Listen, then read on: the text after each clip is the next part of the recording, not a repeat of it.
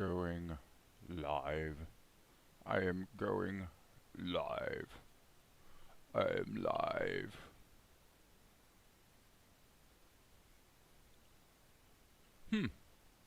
My preview says waiting for Blended Planet. Okay. I think I'm live. Interestingly enough, my connection was looking amazing until like 30 seconds before the stream was supposed to start, and then OBS blanked out. It's gonna happen. Well, if you're out there, identify yourself, please. And let's get busy. Okay, so the other day we were working on this background, and I'm really excited because I set up a hotkey on OBS to switch screens. Look at that. And this is the shot where after I click the corner, so I can sort of drill this down to the appropriate size. And I'm thinking that's looking about right to me. So let's just play a bit. It's maybe arguably a little small, but I would say I'm actually going to go like this. So her feet aren't quite reaching the ground, but I actually think that'll serve as a pretty good guide. So, all right, now just to keep from going insane. By the way, I should mention that I added once again hand animating my tweens,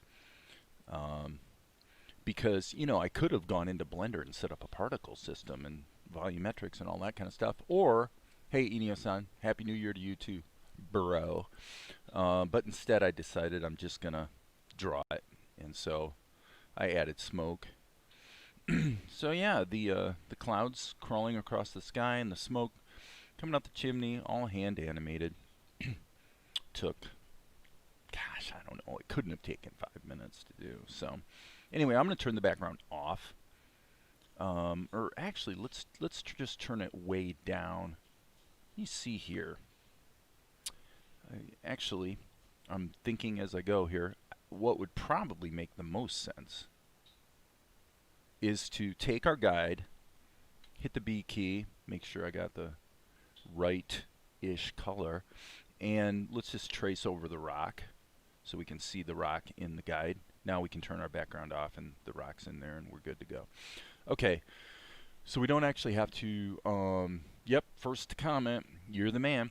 So we don't actually have to draw the rock, obviously. We just need to draw Tianara. So, beautiful, beautiful Tianara.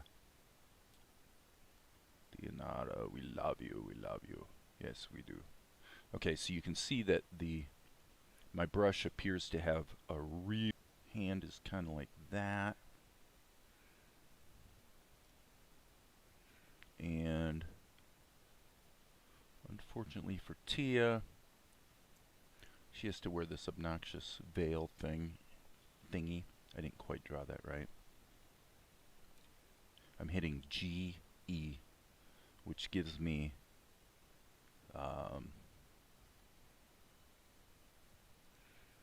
the freehand path tool and puts it in erase mode. Okay, so let's just kind of go like this. I'm going to say, we're going to have a couple wrinkles right there. This is going to sort of come down like that, I suppose.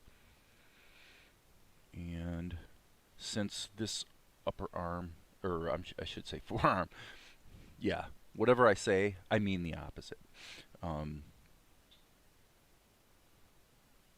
Because it appears to be bare, I'm going to say that this should probably be bare as well. Like so. Little wrinkle action. So yeah, they dress them up in some pretty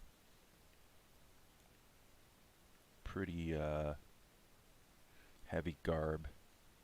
Give her some sandals. Oh, I like her little toesies. Her little toesies are so cute. Okay, probably need to, let's see. I'm going to experiment just a bit with this.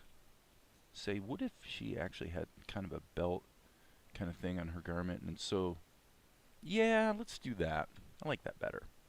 So that means actually going to have a bit of a bottom to her dress, and then we'll say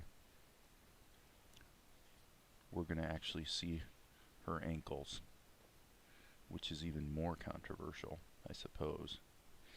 Yeah, looks like no comments. But I've got 3 concurrent viewers. Hey, awesome. Identify yourself. Identify yourself. Alright, there's T. That is Tianara. She's looking so beautiful. Okay, well now I see a little bit of a glitch there. I'm being a little picky even though this is a teeny tiny drawing of her, just because in a minute, well not a minute literally, but not before too long we're going to be transitioning to a tight-ish close-up. And so we might as well kind of sort of get the drawing close to right, because we're going to be creating a more detailed, bigger version of it here in a bit. Okay, so that would be like that, and I suppose this would actually bleed over the top. We'll do it like that and keep it a little loosey-goosey, but not too much. Okay, now what we got to do is deal with color. And being that it's a wide shot, I could kind of wing it, but I'm going to just, oh, actually, I forgot something important. She's got that little dotty thing. Now, technically, that dot is actually kind of a reddish color. I don't even know what they call that thing. I should know that because my friend Geeta from India used to have that on her forehead once in a while.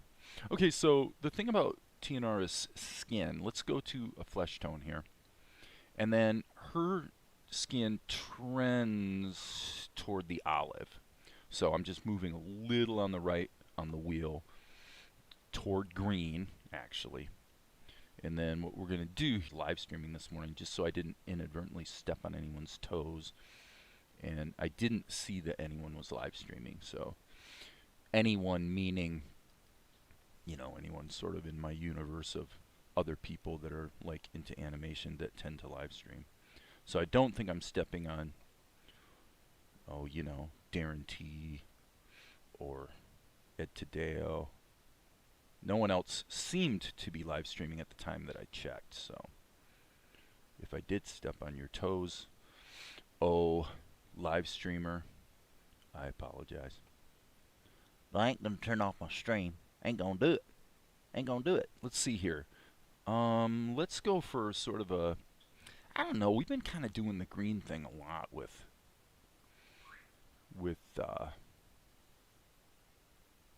let me think about this a minute. Actually, I think let's go to a darker shade and let's just spin it on the dial a little bit.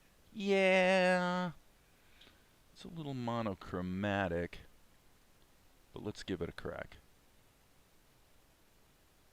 Remember, our background painting is, hey Amar, Happy New Year to everyone and to you, Dave, as well. Okay, that's a controversial statement, dude, because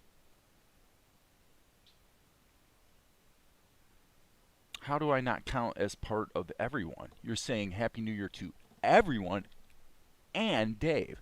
What am I, not human? I don't know, dude. I think I might be offended here. I think I might decide to be offended. Or not. Boo-doo boop a doop doo. Obviously, I'm just kidding around. Okay, so we're going to give her sort of a grayish outfit, which probably suits her current mood since she's sort of in a sulky attitude. Now I need to grab the flesh tone, as you can see, because I'm in behind mode, I don't have to worry about accidentally coloring over top of something else. And by the way, we need to actually get her hair in there, and I can just make a lasso around it just like that. Okay, and now let's go ahead and turn off our background picture. So, I mean our guide. There's our background. Isn't that pretty? That's pretty, isn't it? It looks pretty good. I'm glad I chose a blue-ish theme for her because, yeah, there's a lot of green in the background. Yeah. So that makes her stand out a bit. Okay, so I'm going to go ahead and deal with her shadows. By the way, we know from the background painting that the sun is basically coming this way. So there is going to be a bit of shadow here. So let's just, I'm going to right mouse click, go to black, and then come up here and turn the opacity way down. Let's go 11, that's fine. Usually it's 11 or 12. Okay, and then turn on this right here, which is preserve alpha or lock alpha, depending on what you want to call it. But I think over here it's called, let me see. Over here, yeah, it'd be called inherit alpha, and over here it's called preserve alpha. So just to make things simple, I always call it lock alpha, because what you're doing effectively is you're protecting the drawing from going outside the lines. So now I want to actually think about this a little bit. There's going to be some specific shadows like this. Okay, sorry. I don't want to be in behind mode anymore. I want to be in normal mode now. Checking for any messages or questions that might be going on. Okay, so what I'm going to do first is give her these local shadows kind of judiciously. As you can see, I'm going outside the lines, but because preserve alpha is on, I don't actually go outside the lines. Okay, so again, what I'm doing is getting what I'm calling my local shadows in there, and then I would say probably this as well. Okay, so we'll kind of do that, and then what I'm going to do is give her an overall, and this is where you can kind of see why I put the shadow level at 11%. Okay, that looks pretty good. Okay, so now I'm actually going to turn inherit alpha off so that I can just go ahead and put a little bit of a butt shadow on the rock. I don't think I really need to put it on the ground, but I think that'll work. Okay, and then I'm going to lock the alpha again and tighten up that shadow on her. I'm actually going to go ahead and give it another generation of shadow, and if I don't like it, I'll hit undo. Yeah, that is better. Okay, she's sitting in the mix pretty well, so let's save our work. And out of pure vanity, let's just let it play once. Yeah, I'm liking it. Okay, so we're going to have to basically see Balder come into frame. So checking messages, concurrent viewers, blah, blah, blah. I got 5 concurrent viewers, but only 2 of them identified themselves. That's entirely and completely inappropriate. You must identify yourself. If you're going to be a guest here, you must make yourself known. Make yourself known promptly. Okay, so now let's go to Balder.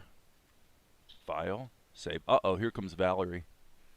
She's passing behind me. See her coming down the stairs? Oh my.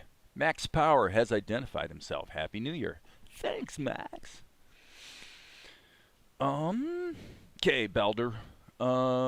Switching back with our magic hotkey, you can see that Balder is, well, this drawing maybe shows him better, but there's actually a much earlier shot in the show where we can kind of see what Balder looks like. I got a, aha, actually there he is. Wow, I can't believe I did that. I just jumped right to him. Okay, so that's Balder. He is essentially Carliana's henchman, if you will. So, oh, and by the way, I didn't mention all these shots that were in pencil test the other day. I did go ahead and ink and paint them yesterday, and I didn't bother to, live stream it or whatever. So, for anyone who's interested, here's the shots of Asher doing a little bit of dialogue, and oh well, he's saying the king never listens to him, and blah blah blah. Yeah, and I see a little glitch in the edit right there. Boom. He's like, well, see, what happened was Asher is asking Mel if he finished washing his ceremonial robe, which happens to be the one that Mel had just destroyed by getting ink all over it and stuffed it in the tree. Did it happen to have a red stripe? And I can see another glitch right here. That needs to have resampling turned off. Red stripe. That's the one. So Mel's like, oh, man. You were thinking about that girl again, were you? And we see we use the Krita's keyframe animation, which most people probably don't even realize is in there. Okay, so this is the shot we're working on. So I figured I'd throw that out there just so people know what the heck's going on. So yeah, I mean, it's sort of an editorial decision where Asher says you weren't thinking about that girl again, and then that becomes our transition to our next scene in the show, which is, of course, about the girl. Okay, so what about Balder? Well, let's do Balder this way. Let's hit the B key, just go to black, pencil, and what I'm going to do, I think, with Balder is I'm going to do a little sketch. He basically is a blockhead. He's got a sort of a square-ish head with fairly big ears. And actually, I'm going to jump back to, oops, that's not what I meant to do. I meant to just jump back here to Vegas. I'm actually going to jump way back to the shot of him from the front just to see. He's one of these guys who never changes his clothes. So from a costuming standpoint, he's going to be okay. Yeah. Don't want to forget the guy's beard and stuff. Okay, so got it. Okay, boom, boom, boom, boom. Very wide shoulders. So I'm using the swoop technique here with my drawing, which I find with cartooning tends to be quite helpful. Meaning, it's quite the opposite, by the way, of doing like painting wildlife or painting portraiture, where you tend to use straight lines in the planning stages in order to kind of measure and see where things are. And with cartoons, I tend to favor this sort of thing where all my lines are swooping. They're either a C or an S, and sometimes they're a straight line, but they're often a C or an S. So you're getting a lot of curvature and, as I say, swoop into your drawings. Okay, so and he's got a little bit of hair going on. He's actually, I guess what we'll do, yeah, I want to make his head just a little more squat and sort of suggest the hair. Not loving that ear, by the way. This is probably one of those cases where flipping the screen would probably be good policy. Yeah, that would be good. Last, Balder had some nasty green clothes, but because we got this background that's all green, we're going to put him in a different shade of clothing today.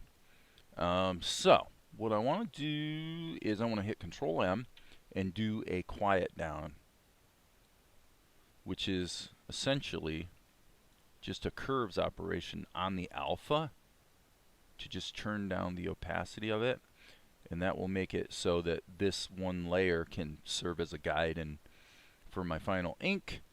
And then I'll do another curve operation, which I call a cleanup, basically meaning I've got presets in Krita for this, and that will get rid of all these faint lines that are serving as guides. So yeah, I'm thinking I'm going to give him kind of a burgundy theme in terms of his attire. I don't really need to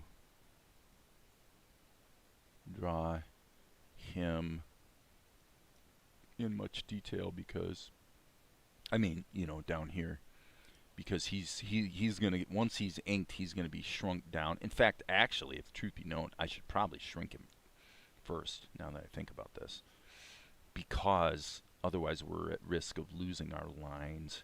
So let me kind of get the basic indicators in here, and then I'm going to shrink it down, see what that does to our lines, and see if I need to actually redraw these ink lines, because I suspect I will.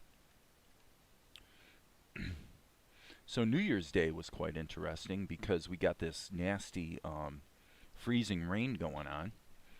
I don't know if you got that up in Chicago, Amar, but definitely, oops, it was looking pretty ugly. So I wanted to fire up my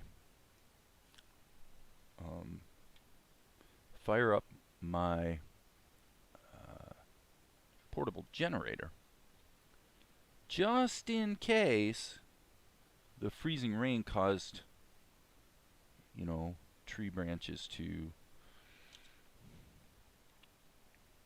well, let's just say that during the type of weather we had yesterday, we have certainly had it happen where we've lost power. Yeah, okay. So I go to fire up the generator, and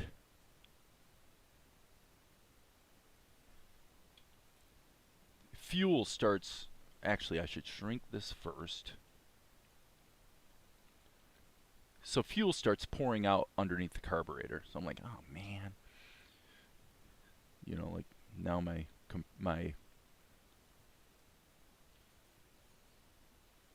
yeah, probably, that's probably about right. So I'm like, now my generator's not going to work. And I'm a little worried because while the timing of the temperature and the rain was such that the likelihood of a problem was fairly low, it's supposed to be similar weather again on Thursday. So I'm like, I really need to do something about this. So I call this dude who does small engine repair. It turns out he's actually this retired guy, and never talked to him before, but he gives me some advice. He's like, based on the symptomology of what was going on, he's like, yeah, it sounds like the float is stuck. I'm like, okay. Well, long story short is I did have to go buy some brake cleaner, but long story short is I ripped the bottom of the carburetor off where the float is, broke it loose, sprayed it out with brake cleaner, smacked it all back together, and indeed the leaking stopped and the sucker fired up like nobody's business. And okay, Control M, and this is what I'm calling cleanup. You go to the alpha, you can see what it does is it gets rid of all your sketch lines, which is kind of nice. Not necessary, obviously, especially if you're not trying to do everything in one layer, which obviously there's no real reason why you need to, but sometimes I like to, so there it is. So anyway, I was kind of happy I got my portable generator working fine, because you know you don't want to have a you don't want to lose power and then all of a sudden now you got to figure out how am I going to keep my refrigerator going, and keep things cold because it could last a while. We've had it's only happened twice. Okay, so I think I've lived here be 8 years. It's only happened twice that we've had a storm that's resulted in a power outage that lap Q, and let's get that boy's hair going. And now we're gonna just kind of switch to a flesh tone. That's a little saturated, isn't it? That's a little saturated. So admittedly, not a huge contrast or color difference here, but I suppose if I needed to, I could always brighten up those lines a bit too. Looking to see if there's any questions or comments. Doesn't look like it. Things are quiet today. That's cool. If anybody has questions, feel free to weigh in with your questions. And hey, anything's fair game. As you guys know, sometimes I get into politics and whatnot, and that's probably not very popular, I suppose. I don't know. The thing about it is no one seems to have a strong opinion one way or the other.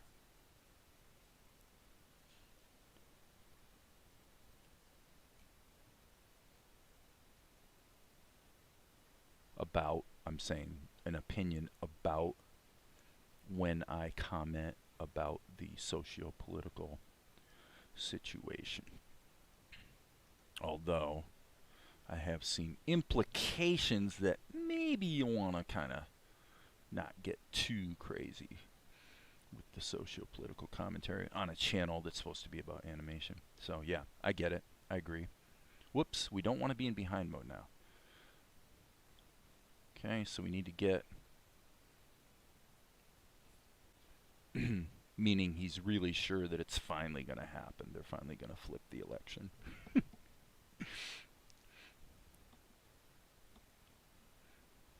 Every single point where he's gotten Twitter pated about anything, like literally every single point, he's turned out to be wrong about. But he still thinks he's right this time, so yeah, more power to him, I guess. Alright, so now what I'm going to do is I'm just going to animate Balder in reverse. And I finished that animation I was talking about. It was a good time for feedback. Yeah, go ahead and post the link. I mean, why not? Everybody else can check it out too. That'd be cool. And I am going to be utterly scathing and uncompromising in my commentary. So be prepared for that.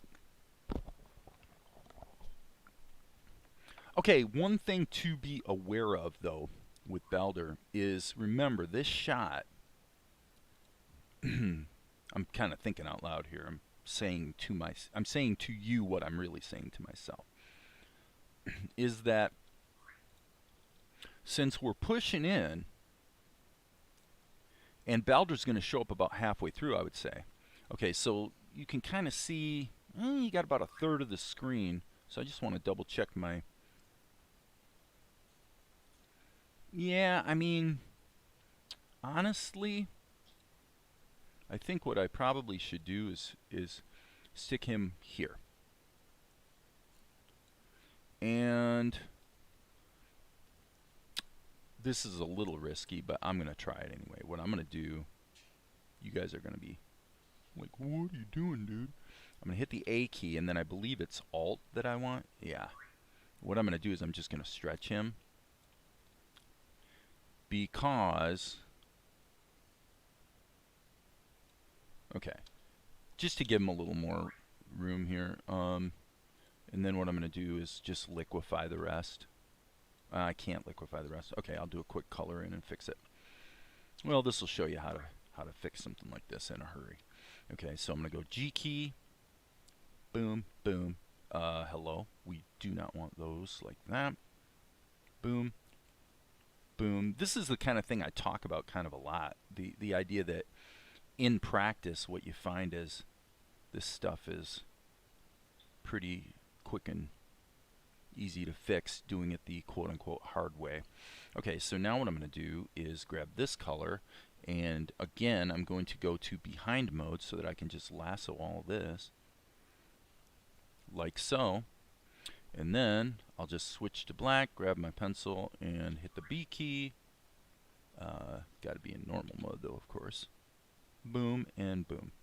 Okay, here's the link. Okay, so now what we're going to do is I'm gonna do this. Oh, you put it on Twitter. Okay, cool. I'm going to jump over to Twitter. Alright, let's just take a look. Everybody is going to weigh in on what Max is up to.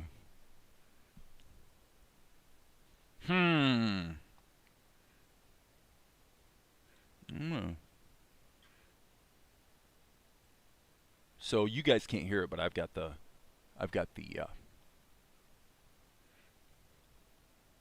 sound on. So yeah, your soundtrack sounds pretty cool.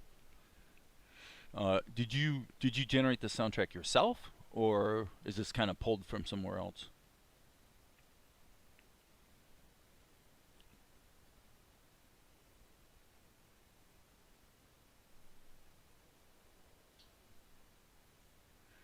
Okay, I'm just gonna let this loop a couple times.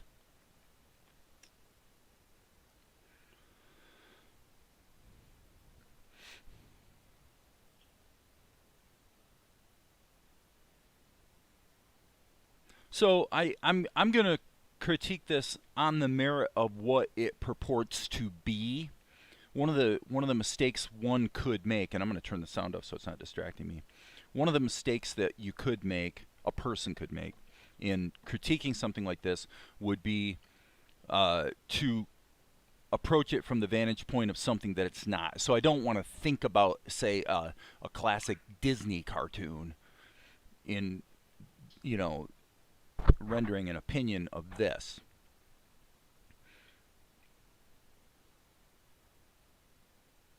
So in terms of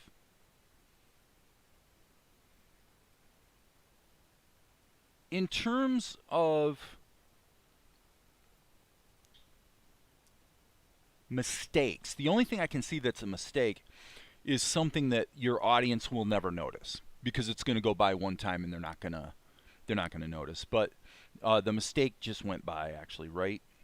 Boom, right there. I can see very plainly that this guy is drifting on the ground. So you see how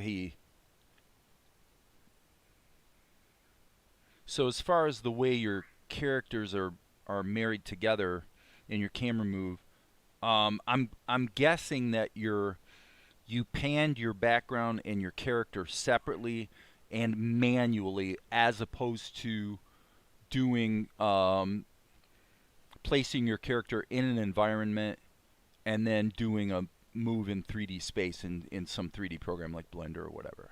It looks to me like that was done manually, and so yeah, the more you play it. But see, remember, this is important to note. I think it's extremely important to note that in the context of a show, this would never be noticed, because it all goes by one time, and you're going to be engaged with the characters and the story at that point. Okay, so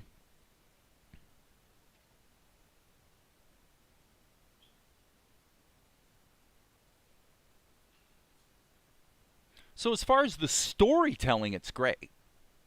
Okay, as far as the storytelling, your camera angles, your editing, I think it's quite old. Okay, by the way, I just got chopped off. Okay, sorry about that. I got chopped off for a second, so I wanted to stop talking because we lost our connection. So I would say that if we're going to appreciate this on the merits of an old school, almost like an analog type anime sort of thing,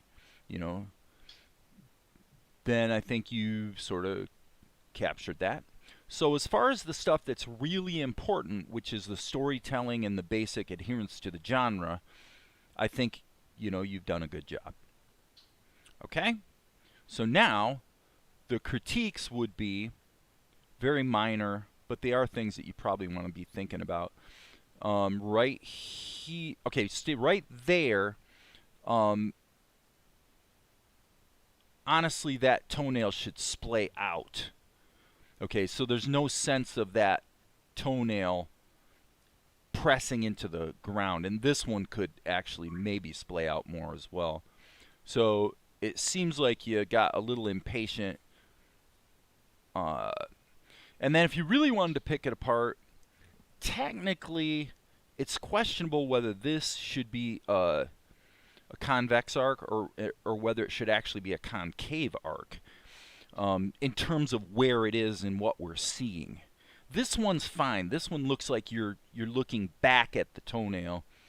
This one, it seems like you'd be looking more forward. So it seems to me that this should either be more concave and this should be splayed out. And you kind of got a little lazy, I think, on the way the foot hit the ground. Now, the thing I was going to mention earlier is this right here. It appears to me that this is behind this, but yet you've got it in front. So I would say that's probably the biggest sin, because it's really obvious that that's a mistake, right? That one you should spank yourself for. But it is one of the quintessential problems you run into if you're going to try to do puppet style animation. One of the real problems that can come up again and again is when you have elements that are in front part of the time but behind part of the time. I don't think that's what we have here, though. I mean, what we have here is the guy's neck. It seems to me should be behind the shoulder, so there's that. This right here, Max, is unnecessarily sloppy. And whatever I'm saying, obviously you got to take it with a grain of salt, because sometimes I get sloppy and sometimes it's a stylistic choice. So I want to always leave room for that. But it does seem to me that this right here and this right here, considering that this looks like puppet animation to me, that means you only had to draw the wing one time. If you've only got to draw the wing one time, then, take the extra 30 seconds it would have taken to clean that up, I guess. Okay, there's a little inconsistency in the and by the way, anybody else that's here that wants to weigh in, do it in the comments. Max is asking for feedback. Let me see here. I'm looking at the shadows. It's kind of a choice. Do you want to do shadows or do you want to not do shadows? Now, I was watching Emperor's New Groove last week, and I was really shocked to realize that there are no shadows in that movie as far as on the characters within their body and costuming. I found one shot in the whole movie that had shadows. They just used flat color. You're doing it more the anime way. You've got shadows in it. So let me tell you, just be aware of what direction the light is coming from. What you have right here is strange. His helmet, the light's coming this way. This part of the costume, the light's coming this way. And this decoration, the light's coming this way. That doesn't make any sense at all. That's not even close to making sense. And by the way, actually here, this shadow suggests that the light is coming across this way. But this shadow says that the light's coming across this way. So as far as I can tell, you've actually got 5 different directions for shadows, for lighting. So you might want to, pick one. Just pick one and stick with one. And then I noticed on this shot that here you've got this really strong shadow over his eyes and yet no shadow at all under his neck. So I think that this is kind of a classic, drawing error that people make, is you need to just think about in the real world, where does the light come from? And usually it's predominantly in one direction. So just adhere to one direction, and that forces you to think about the volumes. Like here, he's got his chin. Well, this is the volume. The volume is actually this shape would be chiseled out of it, right? This is not flat. This has got some dimensionality to it. So this is the chin. It's got some dimensionality, and then you would also have a cast shadow here, right? So actually, Alt print screen. Okay, so I'm going to jump out of this and go ahead and kill this. And I'm going to go like this. File, New, and I'm going to create from clipboard. Okay, why that didn't quite work, I'm not sure, but what I'll do is go like that. Okay, so this is what I'm telling you here. All right, on another layer, I'm going to just use the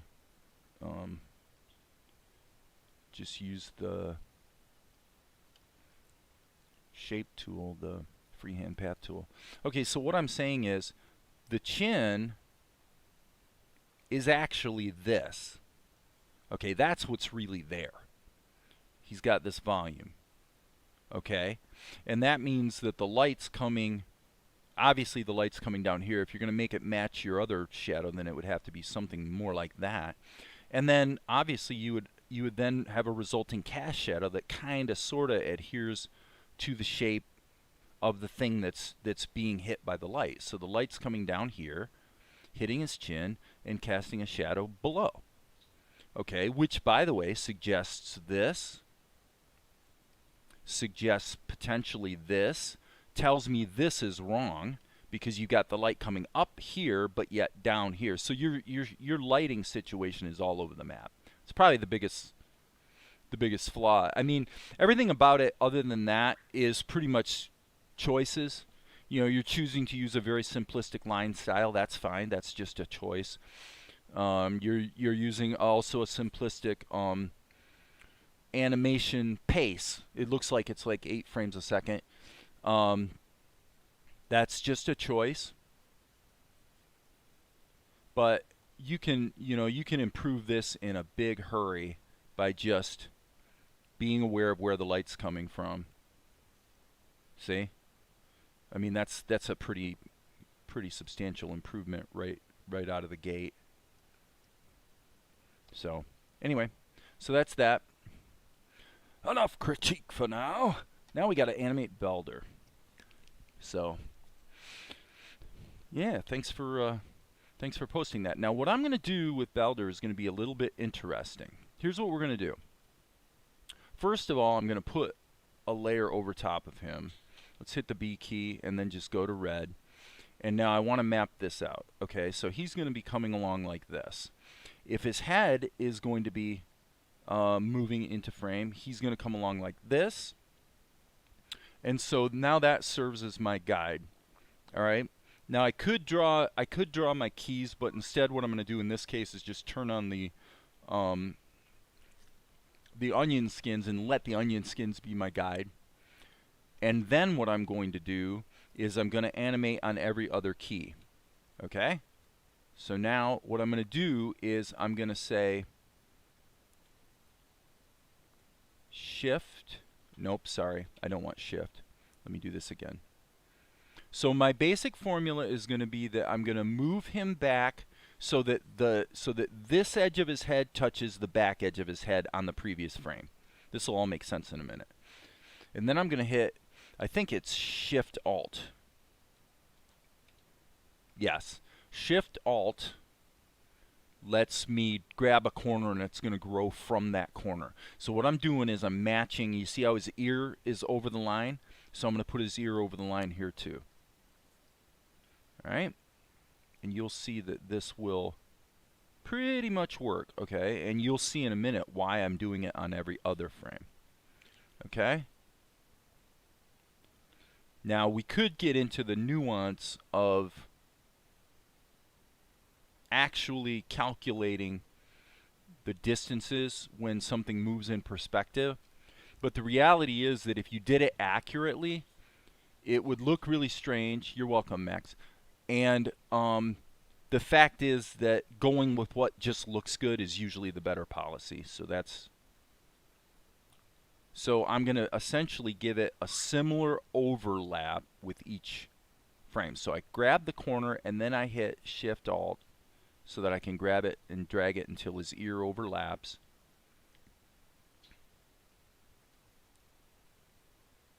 So you can see it's kind of a similar relationship each time. Okay? So now the question might be, why am I doing every other frame? And here's the reason. If he's walking, there's going to be an up and down to it. Okay? So therefore, and by the way, I'm going to go ahead and open up my onion skins and change the tint. Boom. Right now the onion skins are tinted blue, and they're really hard to see down here. Yeah, that's better. Okay. That's better. Okay, so now on the opposite frames, I don't really need to worry about the sizing, frankly. Just to be fair, I'll go ahead and tweak it a little bit, but it doesn't matter. But the point is, on my opposite frames, I'm going to give him a down. So I'm actually going to put his head not quite as low as the previous key. All right. So the idea is that there's a little bit of a bounce to his step. And by the way, this might turn out not to work that well. And it might turn out that he's moving way too faster. That's not too bad. I actually think that the downs should be more extreme. So I'm actually going to take each of the downs and make them so they match the other key. Okay, and then what we're going to do is 2 steps. I'll turn the onion skins off. Step number 1 is mirror the frames, and then step number 2 is I'm hitting Alt, and I'm going to jump this up to around frame 12. Okay, now I can get rid of my guide. It should be pretty close, I think. So this is what we're going to see in the shot. Okay, and I do definitely see a problem. Okay, so what we're going to do, I'm going to fix this now. I should have, let's see here. I think I'm gonna hit undo so that I can actually put this back in reverse, so that we are working with the same thing we were working with originally. Okay, so here's what the problem is. The problem is that because I didn't resize him, he's shrinking.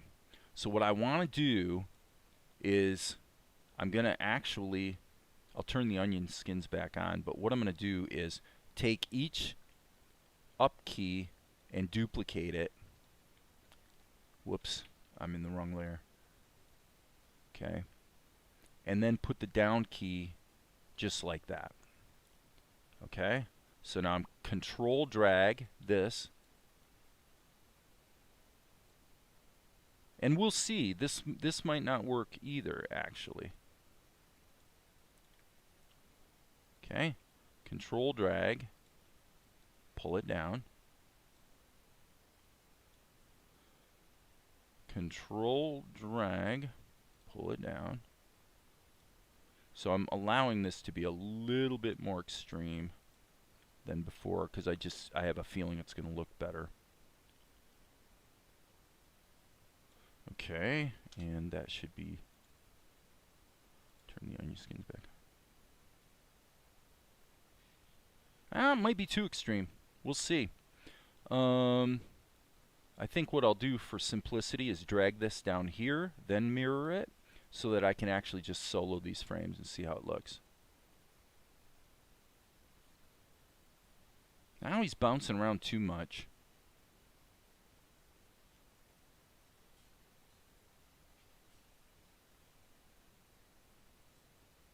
Now he's bouncing too much, so that's okay. Well, you live and learn. The cool thing about it is, by doing this time, I'm going to learn and I will probably only ever have to do this one time. So what I'm going to do is go here. Let's just see what happens if we split the difference. And then we'll go into the alternate frames and lower them a little bit if it doesn't have enough bounce, which I expect it won't. So we'll just get him in position. Boom, boom. So this is one of those things where we're just gonna learn as we go, man. Learn as we go. Okay. Yeah. Okay, so now what we want to do is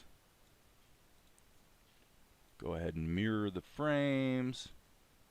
And then here, we're going to have a little drop. Go forward 2 frames, little drop.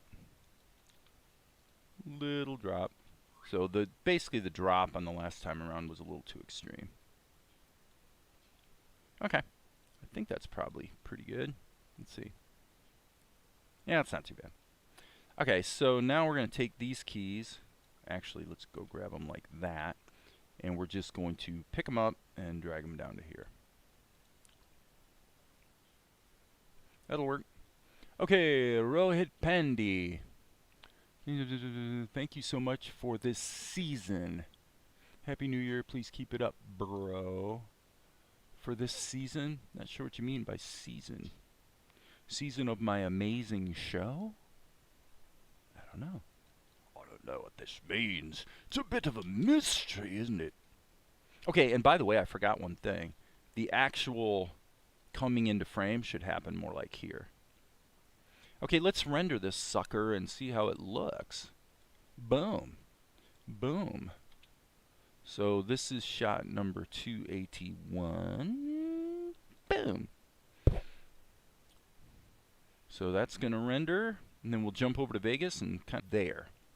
Okay? So now we're going to look down here, and it's 108. So 24 plus 8. So that's 34 frames. So what I'm going to do is come back here, and we are on 21. So we're going to jump this. I'm going to hit Alt and drag this to 55. One thing that's a little confusing, though, how did I manage that when, let me see here. It's a 5-second shot, and yet Krita is only rendering, that's very strange. How did I manage that? I don't know, but I'm going to put 80. Just to be safe. I don't know if you guys are following what's going on here, but I'm a little confused because in my edit the shot goes for the full 5 seconds, but yet I only rendered 40 frames, so definitely a little confused. Let's just see what happens. Boom. Okay, looking at my messages here. Holiday season, Happy New Year. Thank you for all your tips and tutorials. Congrats on all your cool work. Keep it up. Thank you. Thank you. That's very nice. It's nice to see some new faces here too. People I haven't necessarily seen before. So I tell you the truth. I've never really had a large number of people watching while I stream. So guess that's something I'll maybe get used to. Okay, so let's zip back here a little bit and see what happens. So we're going to let it breathe a little more. Let it breathe. Okay, okay. So what is going on here is, I believe, let's grab this in the project media list and look at its properties, because I think what's going on is, yes, this is actually only getting through 40. So I don't know if it's doing like a freeze frame? Let me see. Oh, stupid me. It's because it's every, okay. It's because it's actually playing at 8 frames a second. Dummy. You dummy. You silly, silly goose. Okay. So actually, I'm going to just completely ballpark this and just see what happens. I know that I definitely wanted him to, actually I know what I should do. Strike that. I'm going to redo this real quick. Fortunately, Krita renders really fast. What I really want to do is probably that. Okay, so bear with me, folks, and then we'll jump back to Vegas and see what we've got. It's going to be wonderful, I know it is. Yeah, that way we'll have a nice natural cut. Okay, so there it is. Say, oh, that smoke looks so beautiful. The clouds look so beautiful. And then we cut to this shot. Okay, so now let's get busy on that shot. Right? We gonna do a new shot. Okay, so now the question becomes, what can we get away with in terms of reusing these assets? Well, let's just give it a crack. This is shot number 281. So I'm going to jump up here to the storyboard, and you can see that this is indeed 282. Let's jump back, and so what I'm going to do here is resave this file, save it as 282. Okay. So what's probably going to be required here is we're going to have to re-ink it. Let's see here. Yep, 282. Okay, so we're going to do this in the simplest possible way, which is, let's get rid of these, put these guys in a group, go back here, let's assume this is going to have to be resized no matter what we do, so we might as well just go for this, alright?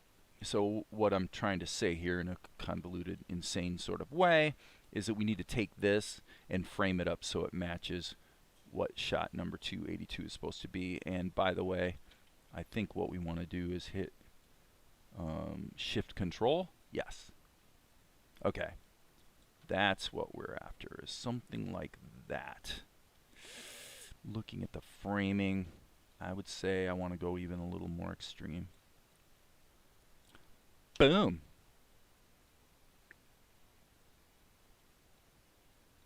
Oh, that's pretty. That's pretty. I'm liking that.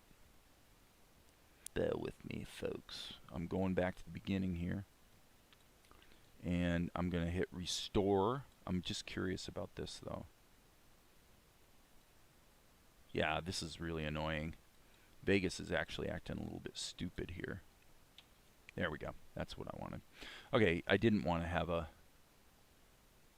Okay, so what I'm dicking around here trying to figure out is, if this is our previous shot, then when we go to the tight shot, we want to be, you know, tight enough. Okay. Now, this is, you know, it's actually almost tempting to leave her not redo the ink, but I think I'm going to redo the ink anyway. I think what I'll do is I'll use the color to tighten up the ink. And you guys are going, what are you talking about? What do you mean? Okay, so that's a sufficiently tight shot, and then we'll be going to a super tight close-up, obviously, there. So I think this is framed pretty well. I think this is going to work. Okay, so how are we going to make it look pretty? Well, what we're going to do here is, and what is this? Oh, yeah, that's the guide layer. Let's get rid of that. So let's go to Tianara, and what we're going to do is we're going to go in and do a little magic to make this shot work, even though the outlines are obviously way too big. And the way I'm going to do that is I'm first going to try it with my brush. I'm just going to actually just kind of do it this way. Just clean it up a bit. Oh, I sound like Bob Ross again. Just clean up your little fluffy cloud. Happy little cloud. Okay. So that's what we'll do. And that shouldn't take too long. It certainly will not take as long as completely redoing. Hey Zuko, I hear you over there. My African gray parrot is talking to me. What's going on, buddy? You doing all right today? Doing okay over there? Handsome man? You know I love you. You know I do. One of these days, maybe I'll bring Zuko out and have him say hello. All right. So yeah, I'm actually gonna make my brush, my pencil brush, a little bit larger, so I can just really whip around and knock this out in a hurry. And I may even do a slight adjustment on do a curves adjustment so that the black outlines are not quite so dark. Here, I would say we can just leave that all in shadow, right? So like I said, completely redoing all the ink. Just don't know that it was necessarily warranted in this case. So I want to hit the N key. Yeah, that's not too bad. That's not too bad. So N key meaning actual size, pixel for pixel. Or if you're going to contemplate what the N means, I guess maybe natural? What's the natural size of your shot? Yeah, I am going to try a curves operation, by the way, to just kind of soften up the outlines a bit. There's more than one way to do that, so we'll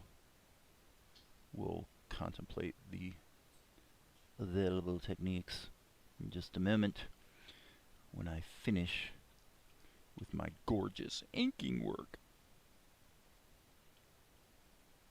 So is anyone else out there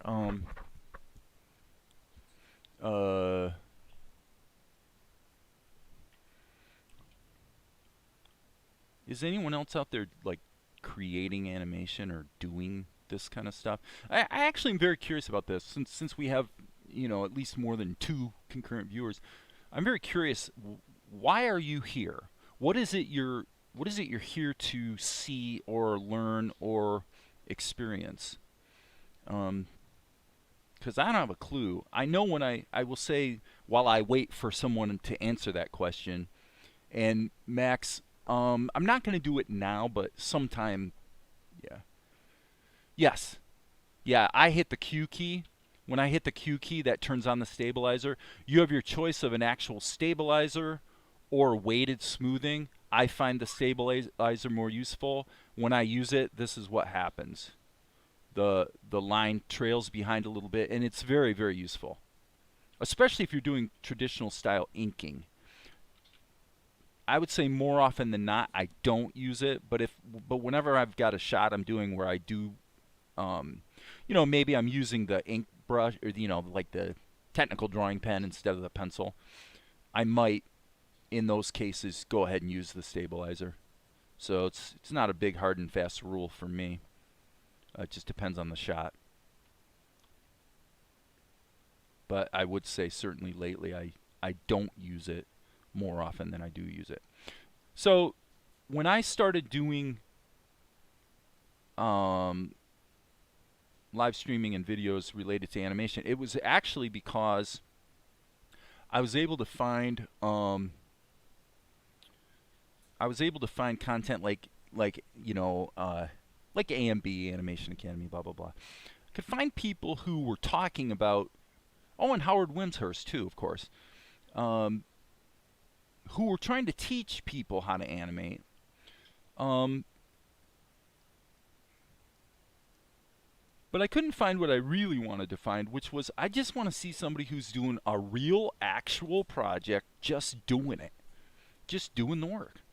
I just want to see the real, ugly, unabashed labor of animation. Because the main reason is I'm a visual learner, and if I just see somebody do it one time, I know this sounds maybe a little arrogant to say, but if I just see somebody do it, I usually can do it. Don't know why that is, but like I said, I'm a visual learner. So anyway, so I search and search and search and search for anywhere at all on YouTube where somebody is not trying to tell me how to animate like they know how to, but especially because I found it frustrating if somebody's going to be, you're going to be a teacher, but yet where's your work? Where's the actual show? Where's, you know? beyond just simple little toy animations that are a couple seconds long, usually demonstrating that the software can do something. You know, you could find tons of that, but what I couldn't find was I'm just looking over the shoulder, watching an actual person animating an actual show. And what I found was it didn't exist. At least I couldn't find it. So if somebody out there knows where there's something like that, other than what I'm doing, obviously, let me know. So that's why I started doing it. Yen Yen is someone that shows how they do their... Yeah, I mean, I've looked at Yen Yen. Yen Yen's pretty good. Somebody mentioned Yen Yen the other day. Maybe it was you, actually, Max. Or Zorro of Twitch. Okay. I'll go back later on and look at these notes. So my question for you guys was, why are you here? You know, I started this channel doing what I'm doing. And by the way, this is why I'm live streaming. Why I'm starting to move away from finished videos, curated content. I'm actually trying to move away from curated content back to the spontaneous, let's just live stream the real, like I say, the ugly work. Because that's the real deal, and it's really what I wanted to see. So, of course, my question being, what is it you guys are here for? What do you want to see? I'm not necessarily saying I'll give it to you if what I'm doing isn't it, but I am curious. Zorro doesn't teach, he just does it. He inks without having a sketch underneath. Okay. That's cool. But that's on Twitch. That's not on YouTube. So like I said, I looked for it on YouTube, couldn't find it. I'm like, nobody's doing this. Nobody's actually, and it frustrated me, frankly. You know, because I'm in a, you know, my mindset is, if I'm going to get into doing the animation thing, I kind of made a conscientious choice that while I don't discount the idea someday of maybe creating some sort of course or something, I didn't want to set myself up as some sort of instructor. My whole mindset was, I just want to let the work stand on its own and speak for itself kind of thing. And that's just a choice. There's nothing wrong with doing the whole instruction thing. I just kind of decided that wasn't where I wanted to be. And plus, I didn't really feel like the work I was doing at first was necessarily up to the level that warranted setting oneself up as an animator. I think, or as a teacher. One of the flaws on YouTube is the preponderance of people that are, that are selling courses that don't necessarily, you know, have the goods to back up their, you know, because you're an expert or you're a teacher basically just because you decide you are. And that's a cool thing. I mean, that is a very cool thing that we can all do. And if you're sincere and make a good effort, then you might create good content. Well, I already know I mean, at the risk again of sounding arrogant, I already know I'm a good instructor. It's just not my purpose here so much. You know, I had a tremendous time this last summer coaching my son as he was beginning to get into doing telephone sales and developing his web development business. And we had many interesting talks about the things I've learned over the years about sales, negotiation, obviously stuff related to code, because I sort of had to put him through the grind of learning the basic web technologies right out of the gate, you know, HTML, CSS, JavaScript.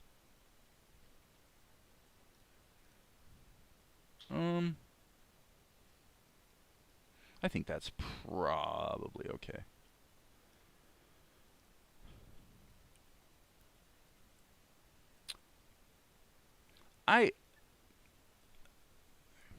Okay, let me look at the messages here.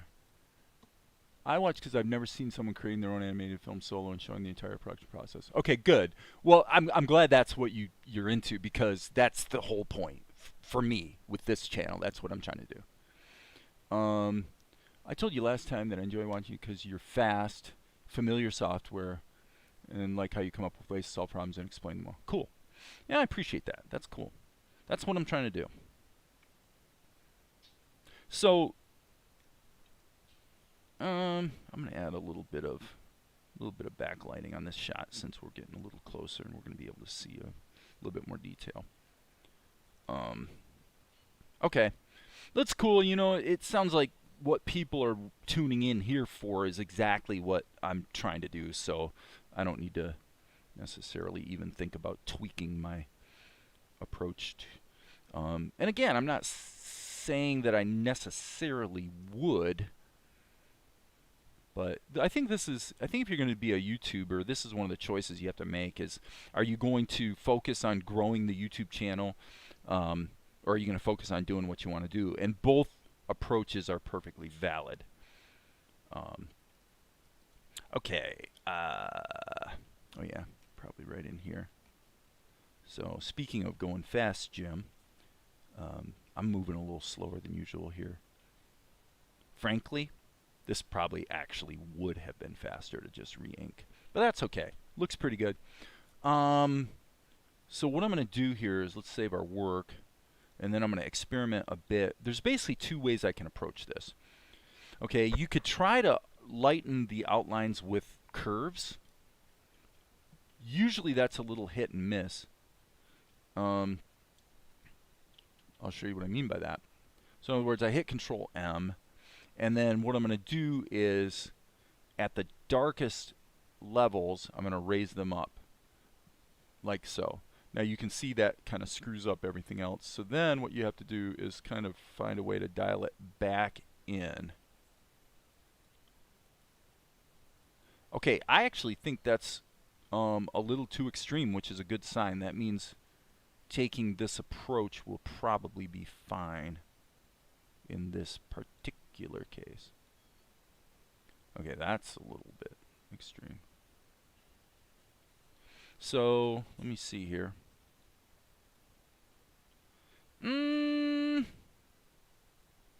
Might be losing a little too much on our gamma. That's probably better, but let's just split the difference, but make it a filter mask. That way I can change my mind and make adjustments later. So the other way to do the same thing, which is kind of more controllable actually, is you put it in a group, okay, and add a layer over top. And by the way, as a general rule, if you can fix something with layers and layer blending and whatnot, as opposed to filters, it's usually well advised to do so. It's going to be more stable. It's usually going to be more performant. So now what I'm going to do is solo this layer, and then I'm going to go and just grab some red, and I'm going to fill this layer with red. Boom. Like so. Okay, so now I'm going to unsolo the layer and alpha lock it. Okay? So now what I'm going to do is I'm going to put this layer in, I think it's lighten mode. Yes, lighten mode. Okay? And lighten mode, duration there. Dude, I like it. Let's try multiply. No. Yeah, I was thinking it would have to be lighten mode. So I would say in this case, I'm going to go with lighten mode, but I'm going to, yeah, actually strike that. I'm not going to use lighten mode. I do not like that. I'm going to turn that back off, and I'm going to go with the curves operation in this case. Depends on the situation. And Control E to merge the group, and I'm just going to commit to it. And now that I've done that, I'm going to go ahead and give her a little bit of a gamma. Boom, boom. I like that. Not too bad. Okay, so obviously we've got a real problem here with the clouds and the smoke do not belong in our shot. That, yeah, I mean, we can probably leave that in there. I'll hit Control E. Okay, so now checking messages, nothing new. Okay, cool. So now what I'm going to do is actually do a little bit of surgery on the background. As long as I'm here, hitting the B key, and oh geez, I mean, I suppose probably should just use my pencil, but maybe make it a little bigger so it's got some softness to it. Yeah, I just want to kind of remember that the audience is going to be able to see a little bit more detail on this closer shot. So let's go ahead and address a little bit of detail here in the background. Okay. So back here we can kind of go like this to make it look like some rocks or whatever. And then what I want to do is kind of grab a little bit of a shadow color. Just make a little bit of a, I keep saying little bit, don't I? Well, you can see what I'm doing. I'm going to just make the texture of the stone work come out a bit. Just because it looks so pretty. Oh, yes, it really does.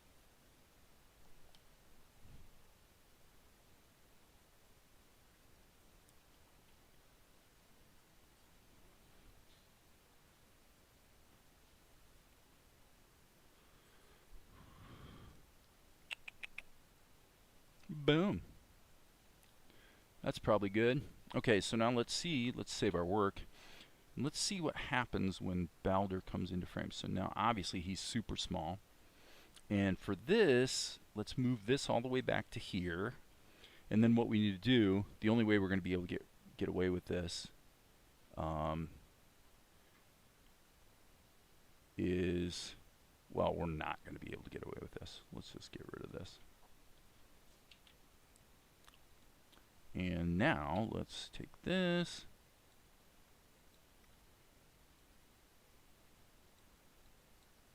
And I'm just going to do this kind of the fun way. Better turn on the onion skins though in this case. Let's just say he's going to bounce up. Up a little bit. Boom. Okay. Slight shrink.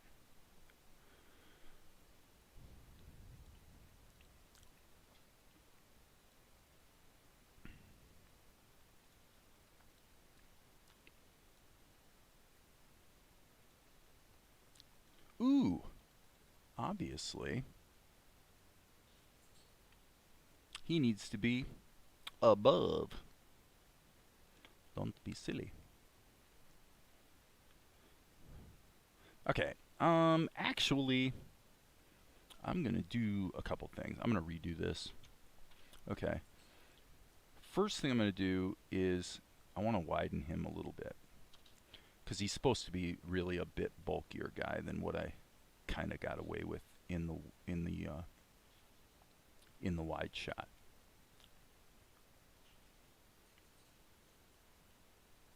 That might be okay. I'm gonna. That's a little too extreme there, Dave. Little too extreme. Okay. So I'm gonna jump back up here and look at this. Oh, I guess I don't really have that anymore. But Balder turns there, so okay. So really we just need to really just get him into the shot. So he's going to go from here to, let's say, over the course of a second and a half.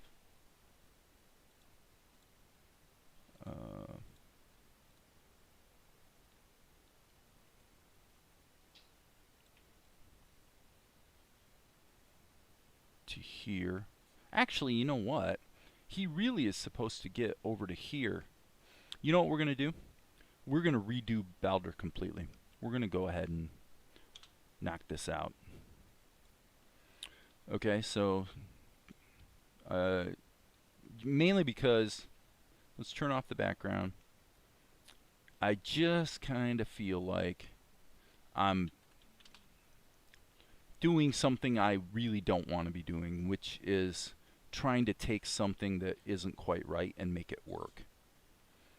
That is generally bad policy. So we'll call this Balder number 2, and let's just go ahead and figure out what we're supposed to be doing with this guy. We'll turn this down, maybe not off.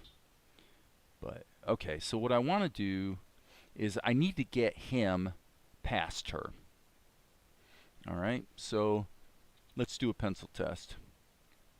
We'll put in a keyframe. Okay, so by the way, we need to sort of get our pencil reset. Okay, so here I'm going to go ahead and do this the scribbly way.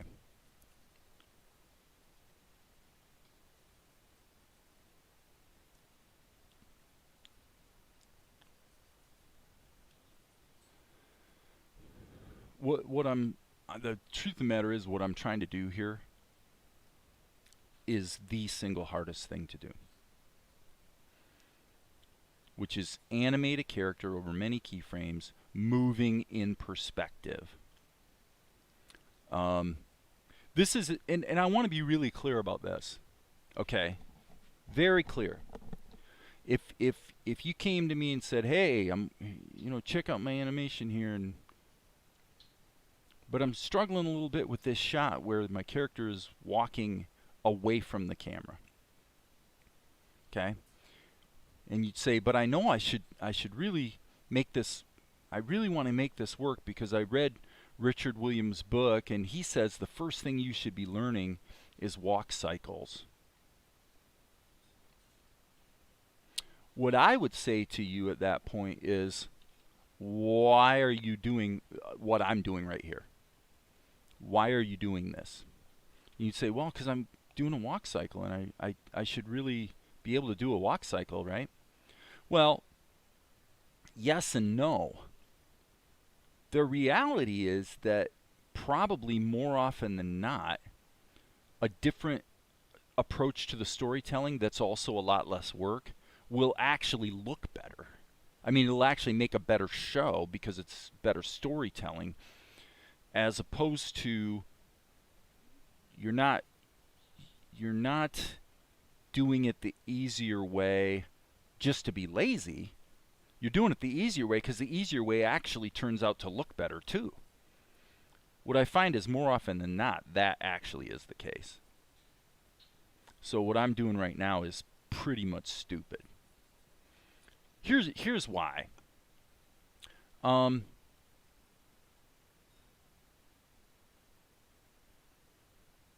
It's going to take a long time to work out the walk cycle, and it's also going to take a long time to do all the ink and paint. And so for me, as a bit of an economist when it comes to animation, I really want to only do this if there's a good reason. So on the last shot, you noticed I had the smoke coming out of the house and the clouds moving. Those all helped. Is we should go from this shot to this shot, and Balder should just cross the frame. And now we've just created a situation where we don't have to create the walk cycle, and it's actually better editing anyway. Why are you going to have 3 shots instead of 2? Okay, so I'm giving the long explanation here because I want to justify the fact that I'm not just being lazy. I am being lazy, but I'm being lazy because it's smart to be lazy in this case. Because once we establish this, then all we need to do is show her in a tight close-up, leaning on her hand, and then Balder passes across, and you know it's him that passed across because we just saw him, right? And we don't necessarily have to know who he is either. What we do know is here she is sulking. Somebody shows up. We know that somebody passes in front of her. Okay, so on this shot, he's going to just move across the frame. You'll just see his body cross it. And then she'll go from this to like that. So all that matters from a storytelling standpoint is that somebody came along, passed her by, and then she stuck her tongue out at him. And from a storytelling standpoint, why is that stronger? Because you've created a question in the audience's mind that you're then going to answer. If we cut up here on the storyboard, what we see is after she sticks her tongue out, then we go to this shot where Balder turns around. She plays innocent, and then he makes a smart alecky comment. Got yourself grounded, didn't you? And then she sulks a little more. Well, you'll be even sorrier soon enough. And off he goes. Okay? So the reality is this shot is not needed. Now we do need, I'm going to keep this shot around as a guide, but we're going to actually definitely make this better now. Like so. Okay, so I'm going to check my messages here. It seems like there's some chatter going on. I think you also have laid out animated arms and such as a filled-in shape. Interesting technique I never saw Disney artists use.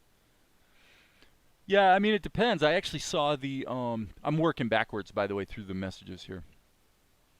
If you look at, I don't know if you have Disney Plus down there, or wherever you are, Jim, but Disney Plus, I noticed that the 2D animated Tangled show, or one of the additional episodes of the Tangled mythology that's not done with 3D CGI, I noticed that's how they did it.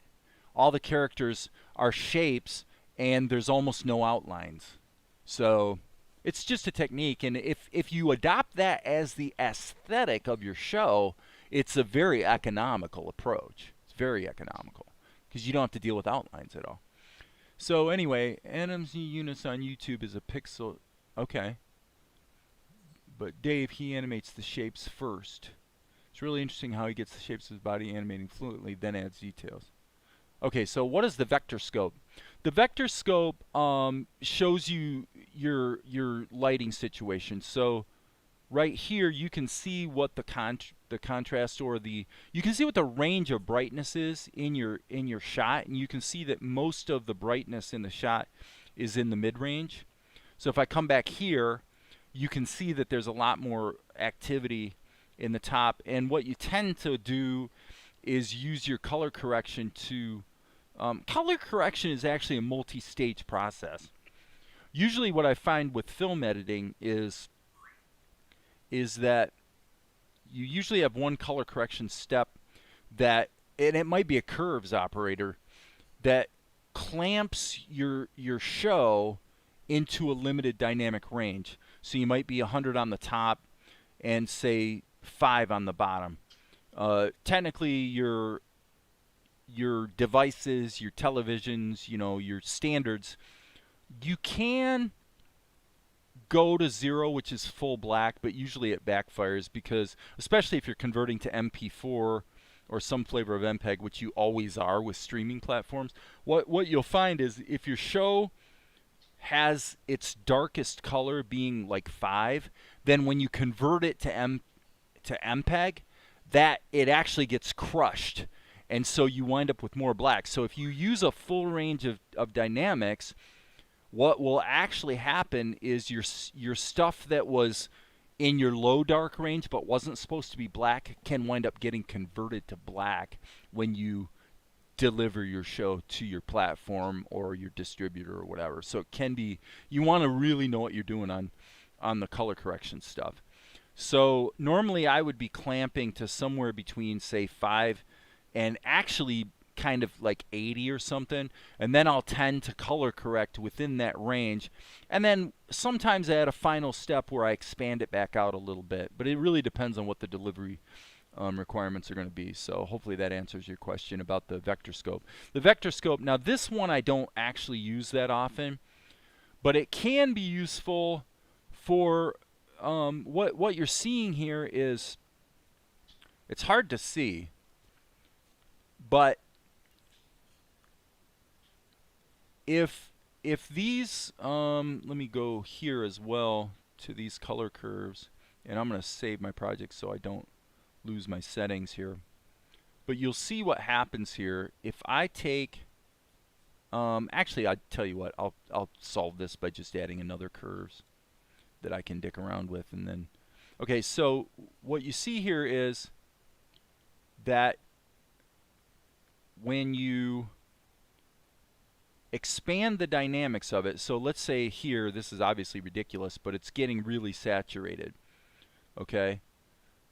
Well, this area right here that says R, you see how the white line, the white dots are within the R range, and down here we're starting to kiss the cyan range.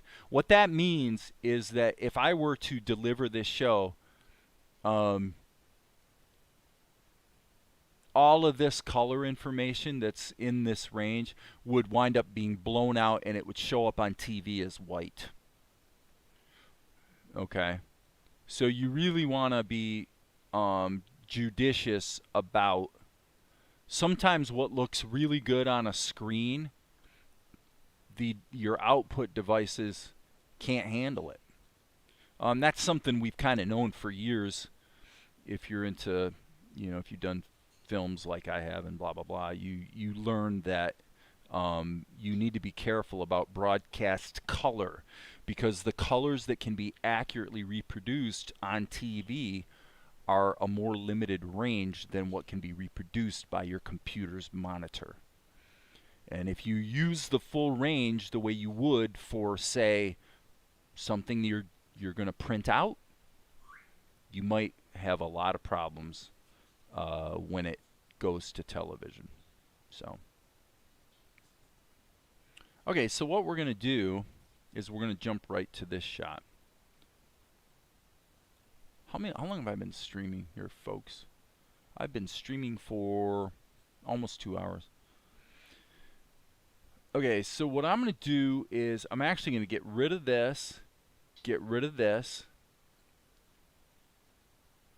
and I'm going to blow this even tighter by quite a range, actually. Actually, you know what I'm going to do? Before I do this, I am going to grab this layer,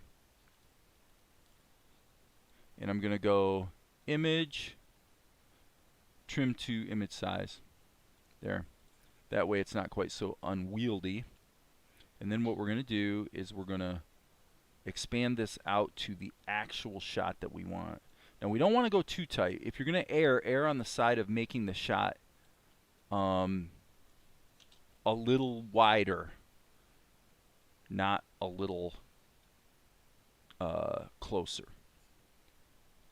Okay? So now I'm going to go ahead and save this as, believe it or not, I'm going to save this as 283. Actually, I'm going to do one step first. I'm going to grab this, insert it as a layer here, and now I'm going to save as 283. 283. Boom.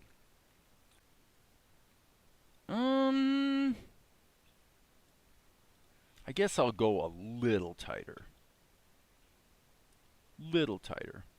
But overall I'm going to leave this slightly looser than the storyboard image. So this image needs to go like that. Okay, so if I put this in, I think multiply mode will allow me to kind of see what I'm doing. So I'm going to turn that way down so I can kind of visualize this. So you see what I'm doing? So I'm cheating. Okay. Now before I go any further with all of this, let's just deal with Balder. Save. Okay. Here's how we're going to do it.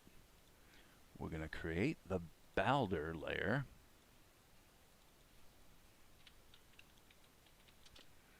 And he was, What color was he wearing? He was wearing kind of a rusty, rusty color. Okay. Okay, cool.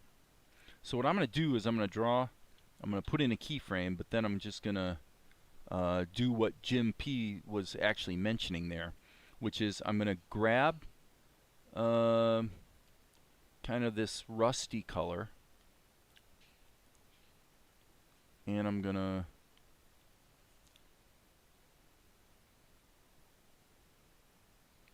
trying to visualize this in my mind.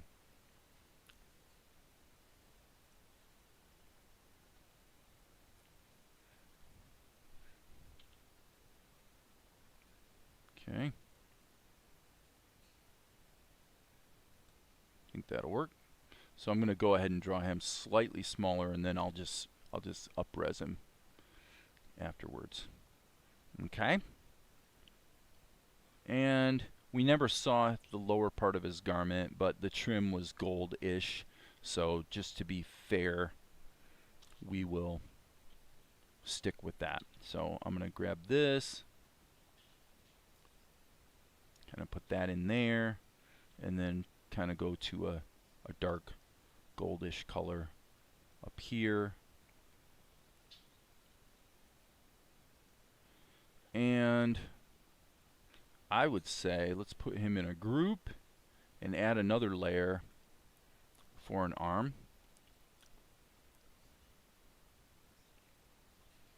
So I'm going to do this exactly the way Jim P. Animation was describing a moment ago.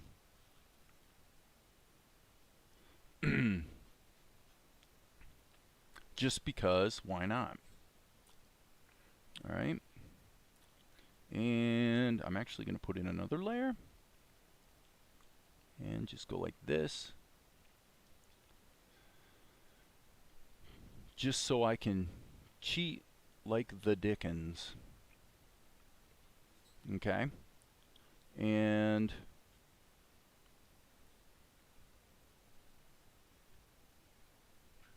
now what we will do is go ahead and grab a brush,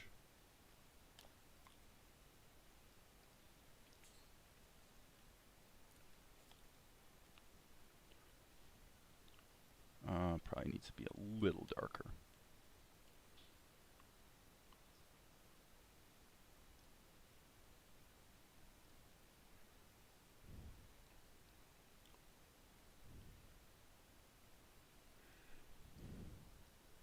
Random question, what size are your monitors? Good question. Are they 24 or 21? It's like the two that are up here are like, I think, you know, well, whatever that is. There's two of them that are the same width, and then my drawing screen is a little smaller. Well, it'd be 15, obviously. It's a Digital Artist 15.1, so.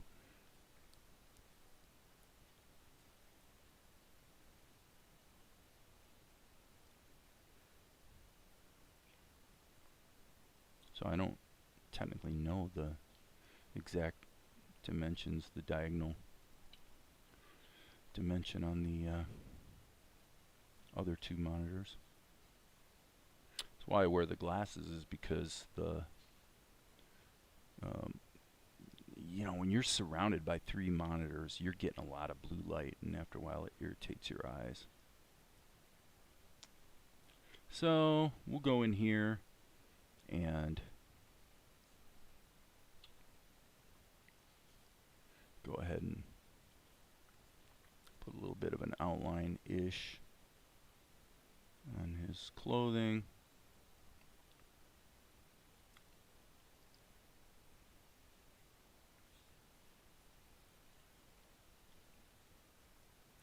Boom, boom. Probably add some shadows too to just kind of drive it home.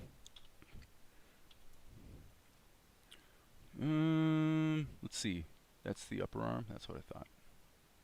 He's a pretty beefy guy. Okay. Okay, so this is going to be interesting. I think what I want to do is Control G, make a group, dupe the group, put the copy underneath. So this is a case of having to really kind of work in reverse a bit. Okay? So you can see that obviously that arm is actually okay. This one is definitely not.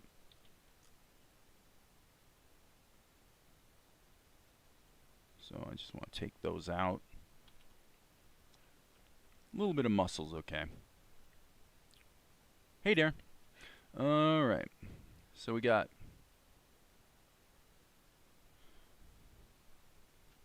we'll call this right arm. Hey, dude, were you streaming today? I checked to see if anyone was streaming before I started, just because I didn't want to step on anybody's toes. Okay. Now, this whole thing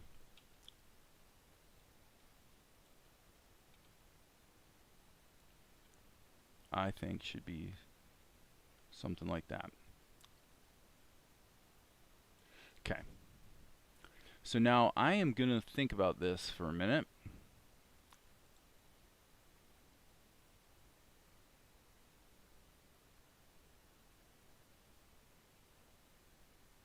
The question is, do I want to animate the body? I'm basically going to do a puppet animation here, okay? So,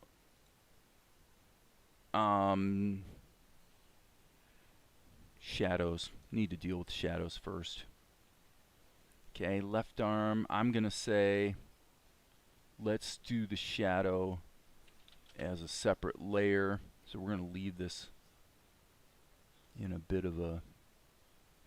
Actually, that might be a bad idea, come to think of it. Strike that. I'm going to bake them in. Okay, so let's do the G key. We're going to lock the alpha. We're not in burn mode, silly. We're going to be in, but we are going to be somewhat transparent. Okay. So this is kind of one of those cases where I'm having to kind of think about what I'm doing. So, oh yeah, wrong body part there, Jack. Wrong body part. Okay, that's cool. And then here we will kind of do it like that. That's really not going to be seen too much, but I would say we can just kind of go like that and probably, whoops. That'll probably be okay. And then here's his, let's just group. But this is a fairly substantial bit of animation that's going to have to be done. So let me see if I can find a way to do this efficiently. Okay. So what I was debating is, do I want to animate the arms first or the body first? This is one of those things that would probably be easier to do, admittedly, Darren, in OpenToonz. Okay? Let it not be said that I can't admit when I'm doing things the hard way. So what I'm going to do is just give everybody a keyframe. And I reserve the right to fail miserably on this. Okay, let's just kill these so it's not confusing. Left arm needs a keyframe. Group left, right arm. Okay, well, those are groups. So, okay, so this actually brings up an interesting question. I know that if you have a bunch of layers in a group and you put an animation key on the group, it puts a key on all the members of the group. What I don't know is if it does that if it's nested. Here we have two groups inside the group. So I'm assuming if we put them over here, actually let's just go all the way over to there. Sorry, that was stupid. What I want to do is I'm going to keep this simple. I'm going to line them up with the top of the screen here. We'll give them 2 seconds. And then line them up with the bottom of the screen here. And the question is, did it work?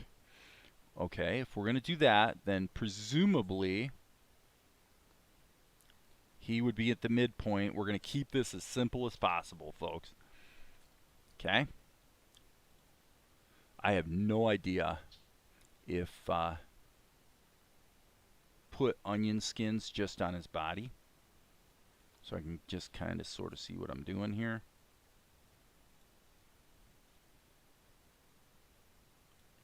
And again, I'm really winging it on this one.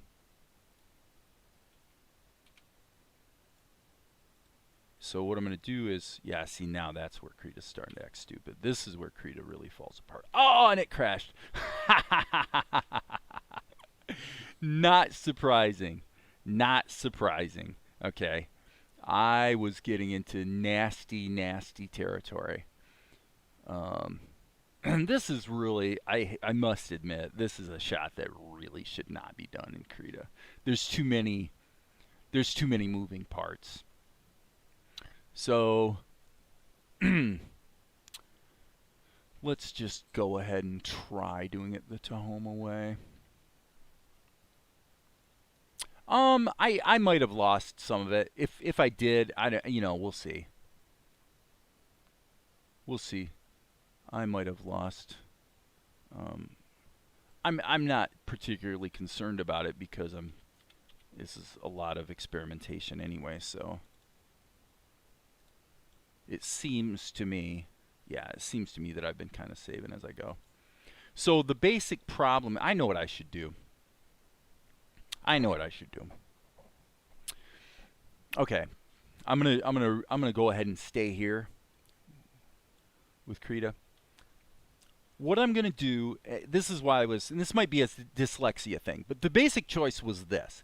If I was in a normal animation software that deals with hierarchies and parenting and especially tweening, then what I would do is I would do what I was doing here, which is I would move him across the screen and let the tweening just get him from here to there. And then what I would do is I would animate his arms over top of that as a secondary animation. What I actually should do here probably is the complete opposite. In other words, let's create a sequence of frames that basically shows this with him in one place, and then take the sequence, move it, go ahead and move them after they're, so that my objective is to wind up with half a dozen body positions that I can then bake down to a single sequence. So right now I've got 1, 2, 3, 4, 5. I've got 5 layers. Even more if you count the groups. 7 if you count the groups. What I want to do is get the motion, get the key poses for his swinging his arms, and I don't really need to deal with the weight of his body bouncing as he walks. I don't think that's important because I can do just add a keyframe at the beginning is usually good policy. So yeah, sorry, we just lost our connection for a moment, but okay, so here's how we're going to do it. So I'm thinking probably half a dozen keys. So what I'm going to do is, and this is safer behavior because I can deal with the individual groups one at a time. Okay, so my left arm situation is I'm going to hit the animation tool.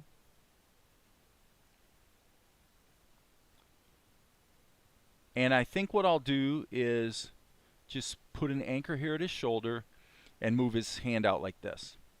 Okay, now I'll go to the next frame, and I'm going to save my work every single time. And as I said, I think what I want is 6 keys. 1, 2, Okay, so you can see a little anomaly there on the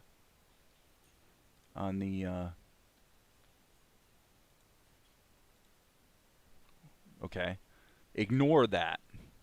Ignore that. I'm actually not joking that I think you can safely ignore that.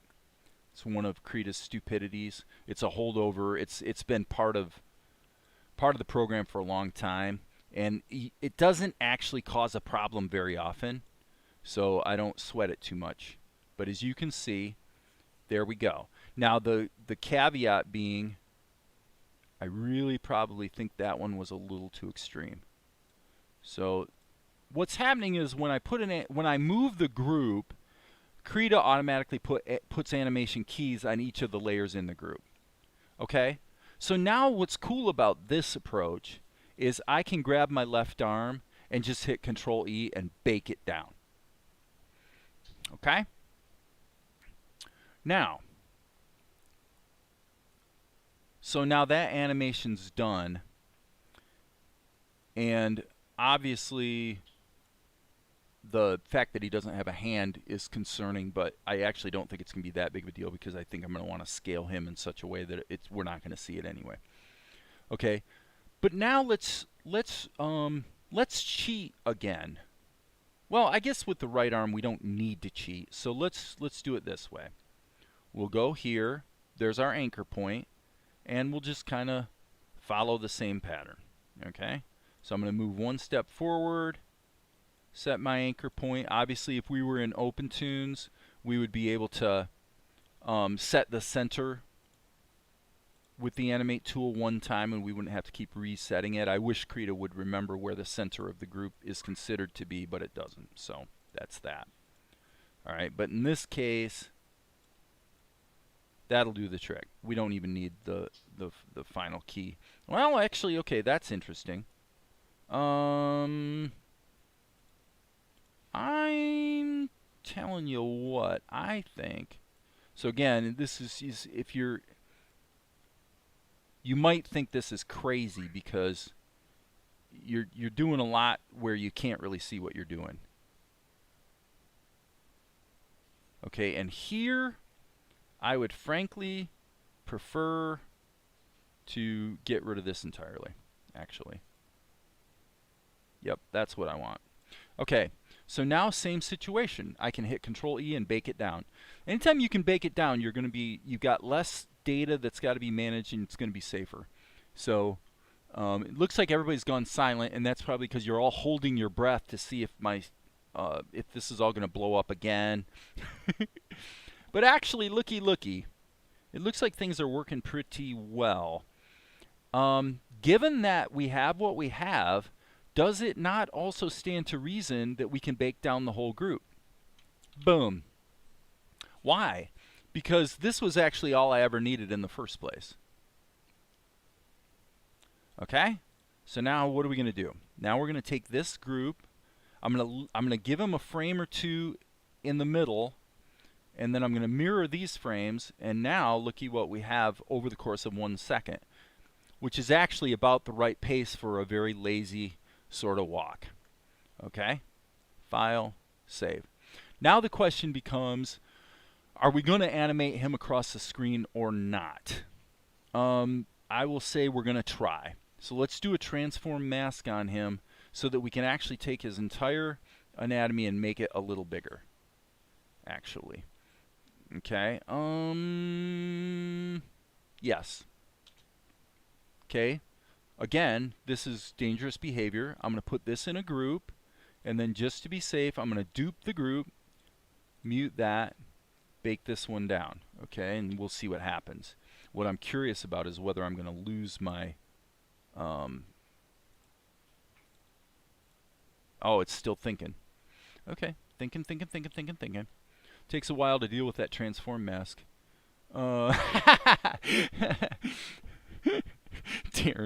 Darren's holding his breath. Okay, what I was going to ask is the pixel data still there? And it looks like it is. Okay?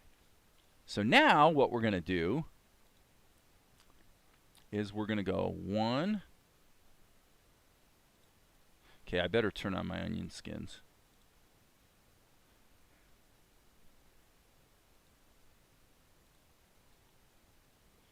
Okay. Hold on a second. Let me undo that last move. Okay, let me think about this for half a second. Really what we want to do is work backwards from our center point. Actually, that's what we want to do. So going back this way, we're going to move backwards.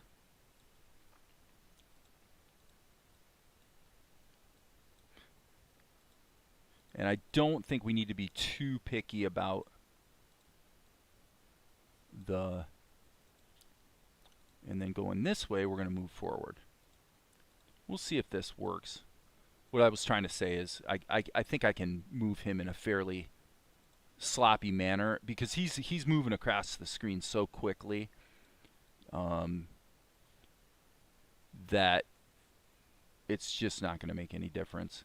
And then we'll correct that that hand. Okay, boom, boom. I think this looks stupid anyway, so I'm just going to take this and just get it, whoops, kind of get it out of there like that. Boom, boom. Okay, this is too big of a break, so let's just take that back one step. I don't even know if I'm going to want the second. And I can get rid of that group, by the way. File, save. And I may go in and do some patching here. Okay, yeah. I mean, the last frame looks stupid. But actually, what I think we can do is take this, get rid of it. And yeah, let's just take this one, copy it back here. And, oh, I see. I need to not have a selection. Kind of go like that, and let's just see if this plays. It really doesn't. Okay, so we're going to have to do it the hard way. We're going to have to do it the hard way. Boom. Boom.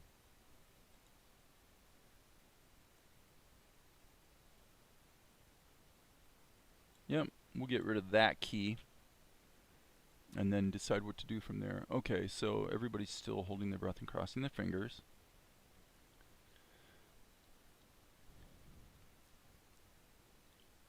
Okay, right here, let's go ahead and fix this. Boom. Take the G key and just go like this. Little erasing. I guess technically we really want to have some of this shadow color in here, don't we? So we'll go like that. And see if that, I need to probably erase a little bit there. And then I'm going to say his arm looks a little bit, whoops, that's not good. His arm looks a little elongated to me, so I'm just going to take this and sneak that up yonder.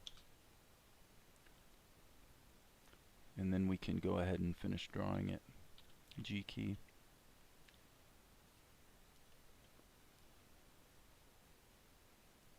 Hope that kind of sort of makes sense. If I take the pencil and just kind of add a little bit of detail here. So I know I'm being sloppy, and it seems like I'm going through a lot of work to avoid work, admittedly. But in this particular case,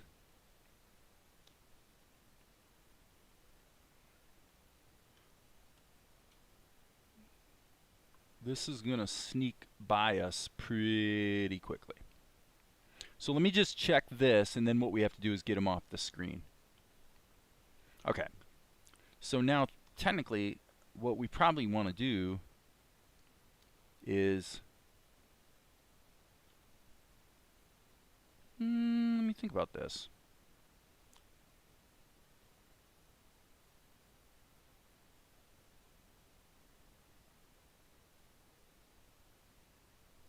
I say we just make corrections thusly. We'll go boom, slide him up there. I'm going to just get him across, get him out of frame. We're going to ignore the arm for the moment. Okay, that's fine. Now we'll just go back and fix the arm. So we got the arm swinging back. Here we probably need to go S key, grab this, and what I want to do is make like that. Okay, so what I'm going to do is actually move this over here.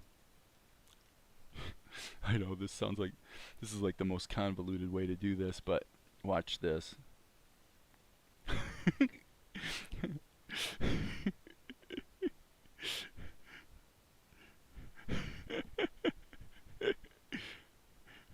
Okay. And then really it doesn't even belong in this shot, so I'm going to get rid of it there, and then we get him completely off the screen there, and I think we did it. Still at it. Okay.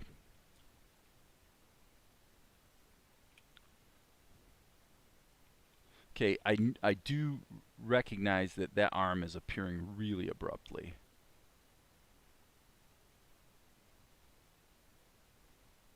I wonder about something here. Yeah, okay, we got that. So why don't we do this? Let's just move all this downstream one notch. Copy this one back here. Turn on the onion skins. And oh boy, that's like impossible to see what the heck's going on. So the onion skins are not going to help. I just need to get the positioning on this one key. And you know, and of course this is going to be that moment when Krita acts stupid and isn't being responsive. Okay, if I... Okay, so we got that. So here's that position. So really, it's right at her face. Something like that, I think. Let's give it a crack. Okay, now I'm gonna actually give this a breath. That's better. Okay, so now the question becomes, what about a filter mask to give him some motion blur? Yep, we're going to do it just to see how it looks. So let's do motion blur, and we'll do, oh, I don't know, seems like about 25 would probably be about right. Smack that over there and see how it looks. So probably going to have to bake it down because it's going to be kind of a performance issue. Okay, that actually looks okay. What I'm going to do is put Balder in a group. Normally if you're going to get into filter masks and whatnot, it's wise to group things. And then what I'm also going to do is add a paint layer, solo it, hit the F key, and just fill that with black. Like so, alpha lock it so that I can have him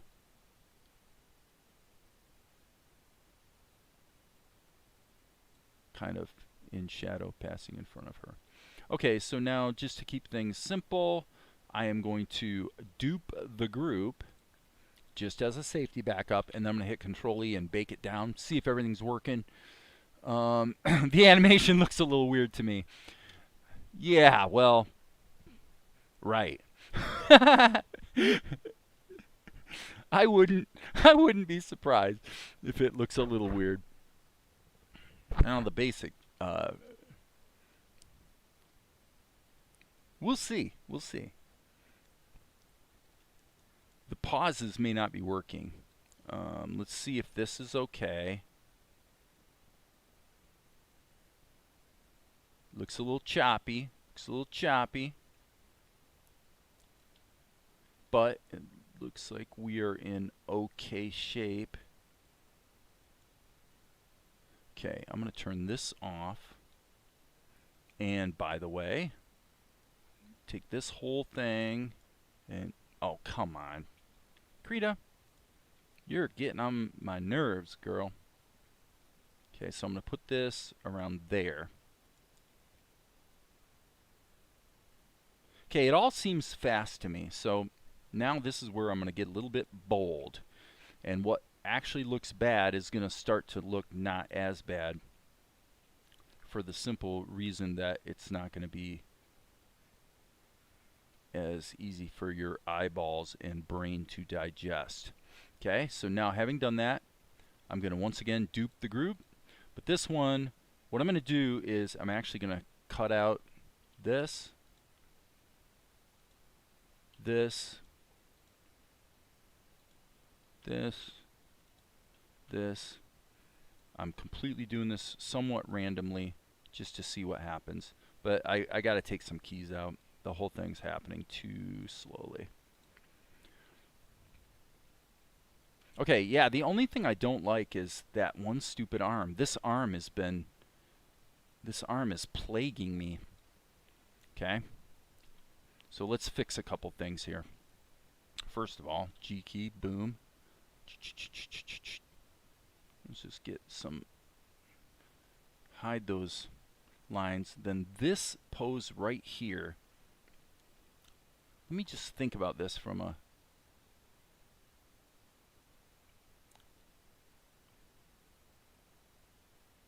if he disappears, that's probably okay, but I think what I should do, I'm just going to take this. I think that it probably wants to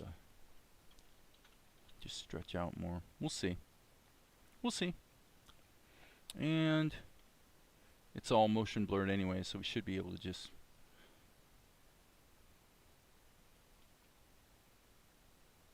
okay. Now I'm going to grab this. Hello? I'm going to grab this.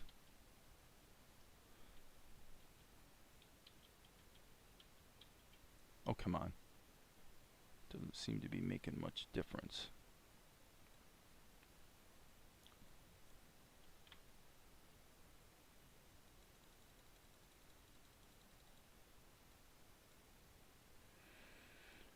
Boom. We'll see. Specifically the right arm. Well, yeah, exactly. Well, that's what's problematic for sure.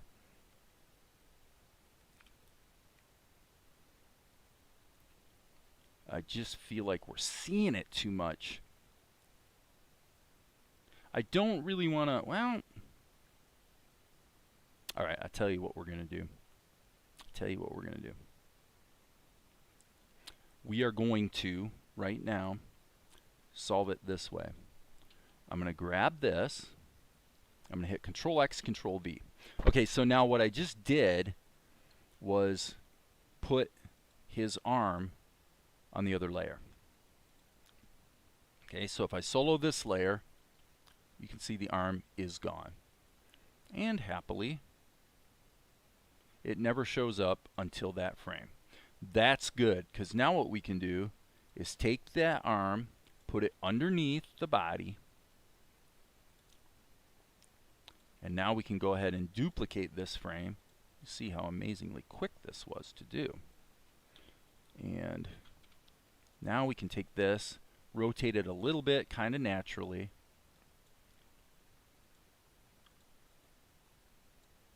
Maybe give it just a little kiss right there. Insert that. Okay, I think that's better. Why is it not showing up here? Out? Oh, okay, I mean, I think that worked. It's better. This is one of those things that's going to wind up being a big pain in the butt for, like, ever. Because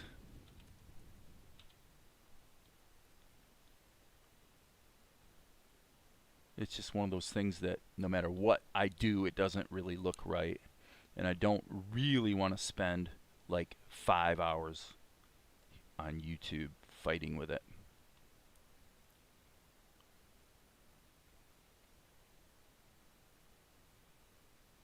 Okay. I think I'm going to go with it for now.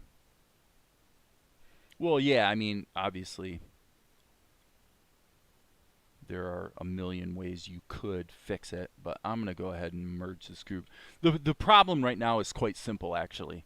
I'm getting mentally tired because I've been going pretty focused here for a couple hours. And because I'm getting impatient, I don't want to take the time to make this perfect. So what's probably going to happen is I'm going to wind up revisiting this shot later. So like this is, yeah, see, here's another example of this is really annoying actually. Because the arm essentially did not change position here, which is stupid. Now there's two options. It could arc up, which you would think would make more sense. Previously what I was doing was I was having it swing back. And see, you get this little bloop right there. There's like a little bloop that just looks wrong. Like that just looks wrong. So, hello, I'm going to hit the S key. I'm going to try a different approach. Instead of having it arc back, I'm going to have it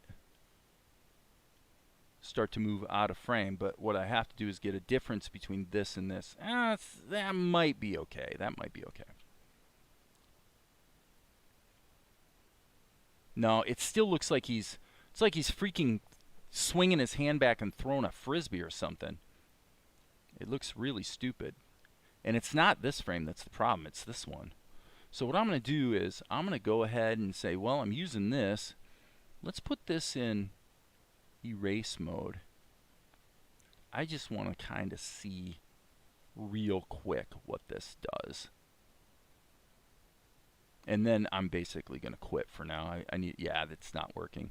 I don't like it, and I'm going to, and I definitely need a break. So, yeah, that's what happens when you sit and work on something for a couple hours straight. It's like, okay, need a breather. So that's it. I'm going to quit. Well, yeah, I've been going for 2.5 hours. So, anyway, I'm pretty confident I will make this shot work. Literally the only thing that's problematic is that stupid arm. I wonder, actually, I'm going to try one more thing before I quit. I'm going to hit the G key and the E key, and I'm actually just going to, okay, stupid, blankety blank. Okay, G key, E key. I'm going to just take the arm out.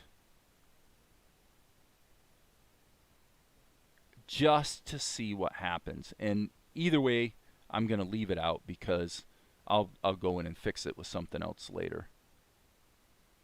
See, that looks 10 times better.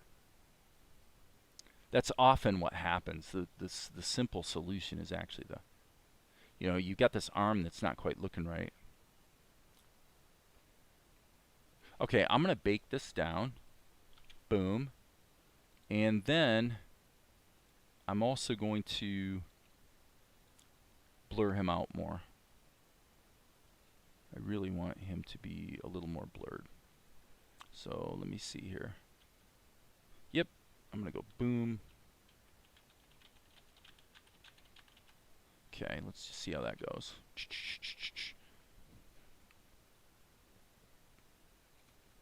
And I'm actually going to darken him more too. So Control G, grab this. And let's grab the that B key, black, okay, and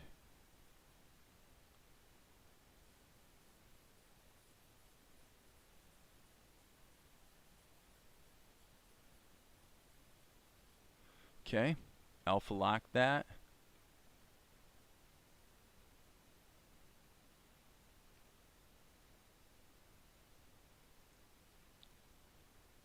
Might be a little extreme.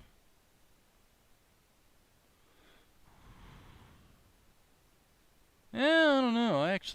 The darker the better, I think. Yeah, I mean, that looks pretty good, actually. It just kind of goes by, and that's that. Let's see, 24, go for 24 frames. See, we're going to have to do a jump cut on TNR, so we're either going to animate her sticking out her tongue, or we're going to push a little closer, and I'm thinking probably both. So we want him to kind of zip by. And by the way,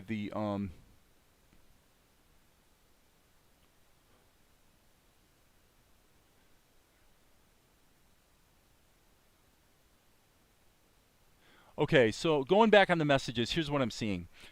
Max says the right arm sticks out too far. I agree. I chopped it out, and now it looks better. Number two, being that he's in front of her and the sun is shining from behind, he really needs to be in shadow anyway, and the change in lighting helps. So that's pretty acceptable. And you'll notice by being a paint layer that's just laid over top of it, he's actually moving, he's sliding under the shadow, which gives it a little bit of natural life to it. Okay? Arguably right about here, that probably should be darker. Okay? And then Amar, you're correct. She's the focal point of the shot. So the question would be, all we're going to do is have him just blitz across the screen. And then the question is, are we going to do a jump cut like that? Just a real quick jump cut where we crop in a little bit closer. And my thinking is, it doesn't matter. What I'll do is I'll animate her and then decide if I want to do the jump cut later. Camera pan and zoom into her to show her reaction. Well, her reaction is actually, where the heck is it? I may have inadvertently deleted it, but that's okay. She basically just turns her head up and sticks her tongue out at him. So, frankly, folks, I would say there's no need to... Yeah, I mean, that looks really good. So I don't think there's any need to do a jump cut here. We'll just have her stick her tongue out, and then at my discretion, what I may do is this.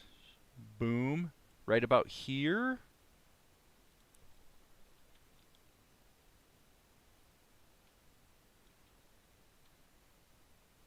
Oh, come on.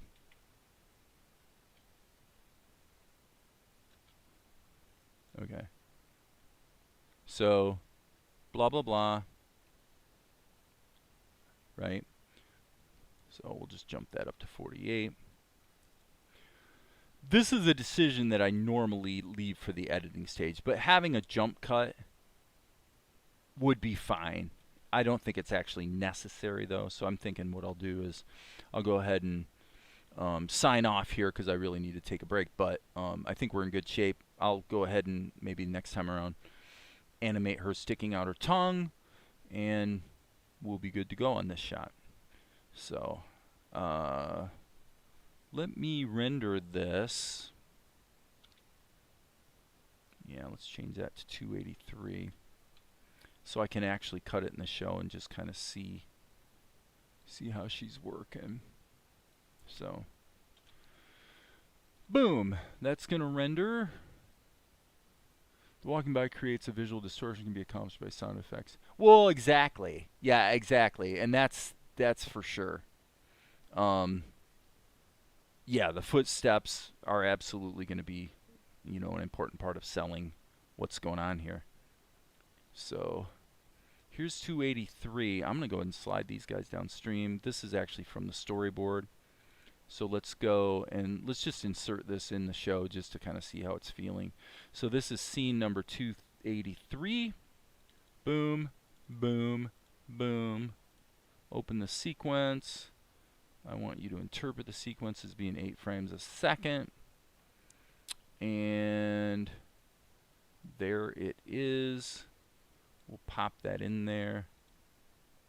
Disable resample. And then she'll stick her tongue out, and I would say the shot will end probably right about there.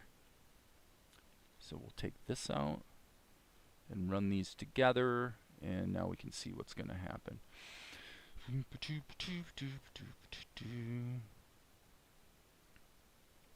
Yeah, I mean, from an editorial standpoint, it's working. Yeah, and then he turns around. So, will there be more? Dude.